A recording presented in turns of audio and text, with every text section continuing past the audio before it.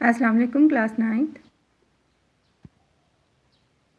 Students, we are doing unit number 4, Hazrat Asma Raziyallahu Ta'ala Anha. Today we are going to discuss about cataphoric reference and anaphoric reference. Cataphoric reference means जब हम कोई बात कर रहे हो या कोई गुफ्तगू हो रही हो, उसमें जब कोई हवाला दिया जाए किसी बात का, जैसे कि बाद में आने वाला, लेकिन पहले हम बता रहे हैं कि वो कौन किस के ज़रिए वो काम हुआ। जैसे कि यहाँ पे है An expression that refers to a later expression in the discourse is called a cataphoric reference. एक ऐसा एक्सप्रेशन जो किसी तकरीर या ख़िताब के दौरान या बात के दौरान आए और उसने बात वाली बात का हवाला देना हो, ठीक है। बाद में क्या हुआ? फॉर एग्ज़ाम्पल, द रसूल सल्लल्लाहु अलैहि वसल्लम and his companion Hazrat Abu Bakr Siddique migrated from Mecca to Medina in the year 622 AD। अब इसमें असल में वाक़या हिजरत मदीना का बताना था, और किसके बारे कौन बता रहा है, किसका नाम लिया गया? हज़रत मोहम्मद रसूल एंड हिज कंपेनियन। तो वो दोनों कौन थे? ये बाद में आने वाले वाक़े का जिक्र, इसको कहेंगे बाद वाला हवाला, ठीक है। इसमें उन्होंने जिक्र तो किया कंपेनियन का, कौन कौन थे वो बाद में बताएंगे। तो ये हो गया कैटाफोरिक रेफरेंस, जिसमें हम कोई बात करने के लिए जो अगला वाक़या है उसके लिए पहले से बात बताएं कि कौन क्या काम करने वाला है। Anaphoric reference, an expression that refers to an earlier expression in the discourse is called an anaphoric reference.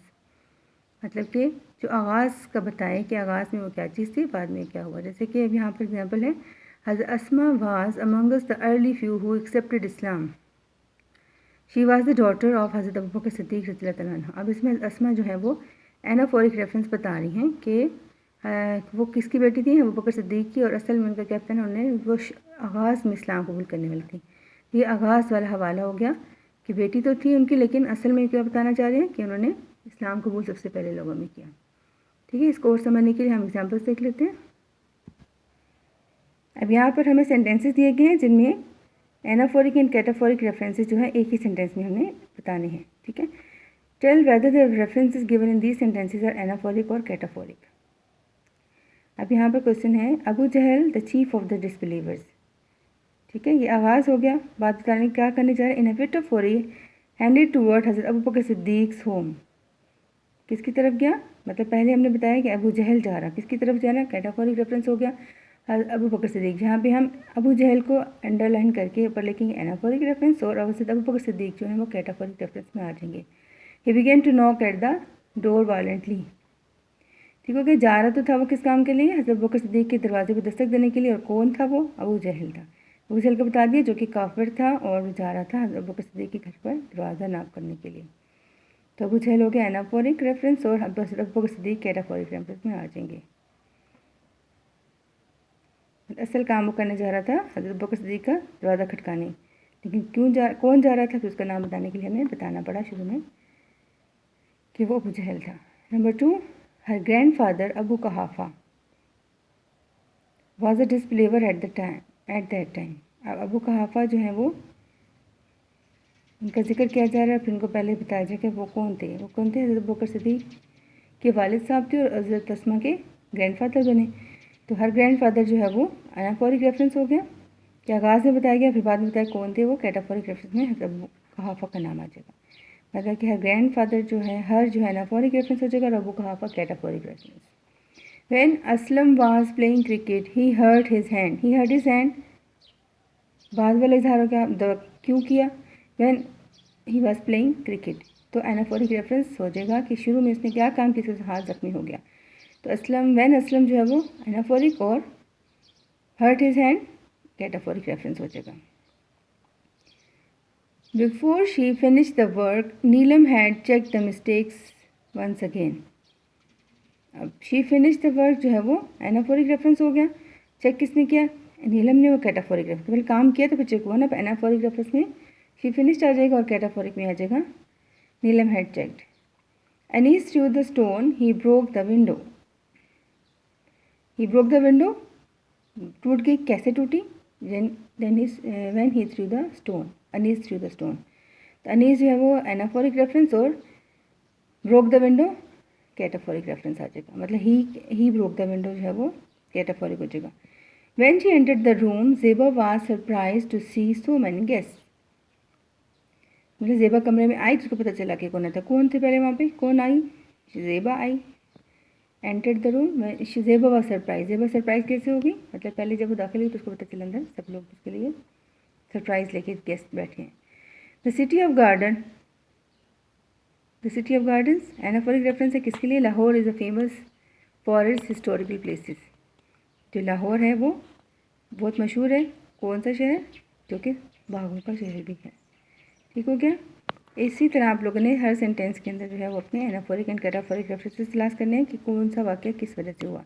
तो जो स्टार्ट का हवाला दे रहा होगा वो एनाफोरिक रेफरेंस हो जाएगा, और जो बाद में जिसकी वजह से वाक्य हो वो कैटाफोरिक रेफरेंस हो जाएगा। ठीक है क्या स्टूडेंट, आप लोगों ने इस तरह अपने तमाम सेंटेंसेस के अंदर एनाफोरिक एंड कैटाफोरिक रेफरेंसेस तलाश करने की कोशिश करनी है। नेक्स्ट है हमारे पास vocabulary. Choose the correct meaning of the underlined words. हमें ऑप्शन दिए गए हैं, एक स्टेटमेंट है उसमें एक वर्ड को अंडरलाइन कर दिया गया है, उसके साथ 4 ऑप्शन दिए जिसमें से हमने उसका करेक्ट मीनिंग जो है वो मालूम करना है। It was so delicate a situation.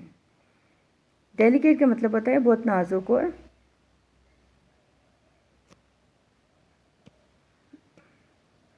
बहुत नाजुक। तो यहाँ पे 4 ऑप्शन दिए हैं, डिफ़िकल्ट, ईजी, सेंसिटिव, फ्रेगाइल। इनके ऑप्शन देख लेते हैं। डिफ़िकल्ट मैंने मुश्किल, ईजी आसान, सेंसिटिव बहुत हसास, फ्रेगाइल का मतलब होता है बहुत जल्द टूट जाने वाला, बहुत नाजुक।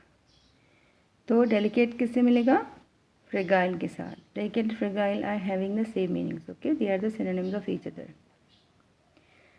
Abu Jahl began to knock at the door violently. Violent हो जाए बहुत तहश में आके ज़ोर ज़ोर से खटखटाना या गुस्से से। पोलाइटली नरमी से, स्लोली आहिस्तगी से, फोर्सफुली बहुत तेज़ी से, एंग्रीली नाराज़गी के साथ। तो कौन सा मिलेगा इसके साथ, forcefully. Violently is equal to forcefully. He simply posed a counter question that infuriated Abu Jahl. Infuriate मतलब तेज दिलाना, गुस्से में ले आना, गुस्सा आ जाना। प्लीज़ खुश करना, हेल्प मदद करना, एनरेज गुस्सा दिलाना, एनॉइंगली नाराज़गी के साथ। तो यहाँ पर आपको पता चल गया होगा इन्फ्यूरेटेड किससे मिलेगा, एनरेज के साथ। नेक्स्ट है she remain steadfast and did not reveal the secret. Steadfast का मतलब होता है किसी बात पे मतलब डटे रहना, उससे हटना नहीं। पेशेंट मैंने होते बेसब्री से, फर्म एंड रेजोल्यूट मजबूती से और किसी बात पर जम जाना। रेडी टू फेस मुकाबले के लिए तैयार होना। प्रिपेयर्ड फॉर द वर्स्ट बुराई के लिए तैयार रहना या फिर हर बुरी चीज़ के लिए तैयार रहना। तो इसका क्या मतलब है, steadfast is the synonym of firm and resolute. ठीक हो गया। ये हमने करेक्ट मीनिंग्स को उनके साथ मिला दिया, और जो करेक्ट मीनिंग्स है हम लोग को अंडरलाइन कर दिया या फिर हमने उनको सर्कल कर दिया कि ये मीनिंग सही वाला है 4 ऑप्शंस में से। नेक्स्ट है consult dictionary to find the meanings of the following words, phrases and use them in sentences. यहाँ पर कुछ वर्ड्स दिए गए हैं जो हमारे टेक्स्ट में भी यूज़ हुए हैं। आपने इन सब को क्या करना है, अपने सेंटेंसेस में यूज़ करना है। इसके लिए पहले आपको डिक्शनरी कंसल्ट करना पड़ेगा ताकि मीनिंग्स देख सकें। तो आपके आसानी के लिए मैंने मीनिंग्स तो लिख दिया, लेकिन सेंटेंसेस आपने खुद बनाने हैं। ठीक है, कोई आसान मुश्किल काम नहीं है, आसान से बस आपने बनाने। मैड विद एंगर, हाँ जी, वो एंगर के साथ पागल हो गया। गुस्से से झुंझलाया हुआ, मैड विद एंगर गुस्से से झुंझलाया हुआ। मैंने लिखा तो है, शायद आपको क्लियर नज़र नहीं आ रहा हो, आप लोग लिख लीजिएगा, समझो मैं आपको डिक्टेशन करा रही हूँ। मैड विद एंगर गुस्से से झुंझलाया हुआ। फिट ऑफ वरी तैश का दौरा, फिट मैंने दौरा, वरी मैंने तैश का दौरा, मतलब उसको तैश का दौरा, गुस्से का दौरा पड़ गया। आप लोग कोशिश करनी है कि खुद से सेंटेंस बनाए, आपने टेक्स्ट वाले यूज़ नहीं करने इसके अंदर। ठीक है। रिवील द सीक्रेट राज जाहिर करना, राज फाश करना, जैसे कि रस्मा ने राज फाश नहीं किया था, नहीं बताया था कि कहाँ गए वो दोनों। रेजोल्यूट गैर मुतज़लज़ल, जम जाना या पुख्ता इरादा। एलिविएट शिद्दत को कम करना, जैसे उसने अबू कहाबा के गुस्से की शिद्दत को कम किया था, उसकी जो उनको हो रहा था स्ट्रेस के हमारे कुछ नहीं बचा, उसको उन्होंने थोड़ा सा कम कर दिया। माइग्रेट लिखा हुआ वर्ड MIGRATE, माइग्रेट का मीनिंग होता है हिजरत करना।